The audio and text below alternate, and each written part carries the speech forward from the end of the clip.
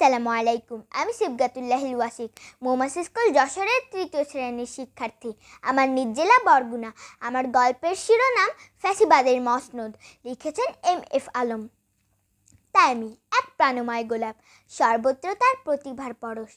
পড়ালেখা, খেলাধুলা, ছবি আঁকা, গান আবৃত্তিতে সমান পারদর্শী। জাতীয় কবি কাজী নজরুল ইসলামের বিদ্রোহী কবিতা তাকে আন্দোলিত করে তোলে। বর্ষার এক বিকেলে তাইমি, দাইয়ান, নুহাদ সহ আরও অনেক বন্ধুরা মিলে ফুটবল খেলছিল। খেলায় তাইমির দক্ষতার দলকে জিতিয়ে দেয়। তাইমির চোখে জয়ের তেজদীপ্ত চাহনি আরও অনেককে উজ্জীবিত করে তোলে। ওর বন্ধুরা খেয়াল করলো তাইমির চোখে মুখে প্রতিশোধের আগুন।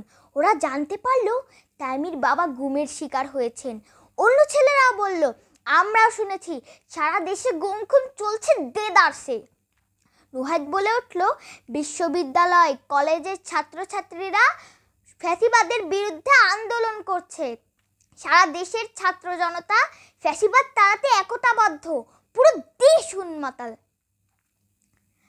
মা রিজিয়া বেগম তার একমাত্র অবলম্বন বুকের ধনকে পাঠালেন শকুন তাড়াতে, প্রিয়জন হারানোর বদলা নিতে। সাথে দিলেন দেশমাতৃকার লাল সবুজের পতাকা।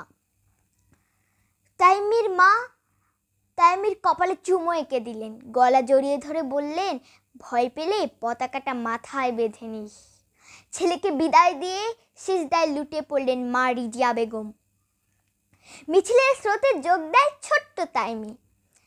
রক্ত ঝরা স্লোগান, বুকের ভিতর দারুণ ঝড়, বুক পেতেছি গুলিকর। শোনো মহাজন, আমরা কিন্তু অনেকজন, রক্তের বন্যায় ভেসে যাবে অন্যায় ইত্যাদি স্লোগানগুলো ওদের উত্তেজিত করে তোলে। কিন্তু হঠাৎ নির্বিচারে গুলির টিয়ার সেল, একের পর এক ছাত্র জনতার লাশ রাজপথে লুটিয়ে পড়ছিল। তাইমি ভয় পেয়ে গেল, জীবন বাঁচাতে পালানোর মনস্থির করলো। পরক্ষণেই তার মনের পর্দায় ভেসে উঠল মায়ের অভয়বাণী, ভয় পেলে পতাকাটা মাথায় বেঁধে নিস। মায়ের কথা মতো লাল সবুজের পতাকা মাথায় বাঁধতেই ঠিক ওই সময় পতাকার লাল বৃত্ত ভেদ করে রক্তের নহর বইয়ে গেল। দাইয়ান, নুহাদ তাইমি বলে চিৎকার করে উঠল। এরপর তাইমির রক্তমাখা লাশ নিয়ে মিছিল ছড়িয়ে পড়ল দাবানলের মতো। প্রতিবাদের দাবানলে আস্তে আস্তে পুড়ে যেতে শুরু করলো স্বৈরাচারের মসনদ।